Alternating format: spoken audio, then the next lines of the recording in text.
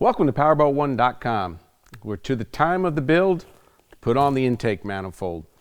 This is a Holley 300-130 dual plane LS intake for a 4150 flange carburetor. Pretty simple, nice intake, going to work really well in our application. Comes with the intake, it comes with O-rings, plus it comes with a bolt kit as well. What you want to make sure you do is test fit it on the engine before anything else.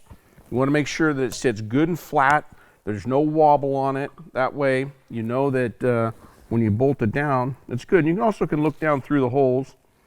Just make sure things are lining up okay. You could drop a bolt in, kind of make sure they roll in. This one lines up really well, so we can get on to the next portion of the installation. Now what we'll do is we'll flip this over, put it up on its lid there. And we'll put the O-rings in. I took and put a little bit of light grease around these O-rings. That helps to keep them in place when we're setting the intake up onto the engine. They go in nice and smooth. It's got really a nice groove cut into it. And we'll go through and we'll put all 8 of these in, and then we'll drop the intake up on the engine. Okay, we'll get the last O-ring in here. And you'll feel as you're pushing it in and pushing it down that it'll kind of pop in just a little bit, where it's almost like being held in, like in a little groove. You'll feel it as you roll your finger up over the top of it, that it actually seats down in there. So it's a nice, tight fit in there. Now let's flip this back over. We'll take and drop this down on. Just like that. We'll line the holes up. It's right about where we need to go. There's no rock to it. It's nice and solid.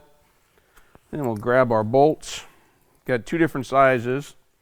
You got some that are a little bit longer for these raised areas. We'll just drop those down in. Yep, those are set up.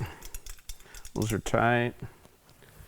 I put a little bit of light oil on the threads, being that we're going into aluminum. It just helps to kind of make the thread in place a little bit simpler.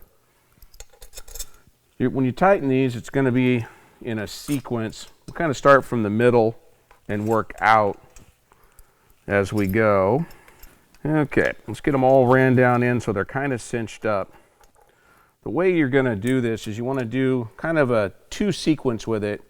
You want to do the first one when you run them down to about 50 inch-pounds, and then come through and make the same pattern again, and then we'll do them to 100, 106 inch-pounds. Since I don't have a inch-pound wrench, we're just going to do it off experience. Okay, we've got them all run down in.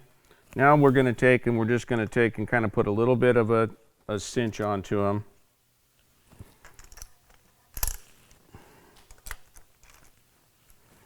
Just nice and light. That way we got the first one, kind of pulls it down to the cylinder heads. It's a nice match. Now we'll go through and put our next one on. That should be just about 106. There we go. Now let's just go through and make sure we hit them all.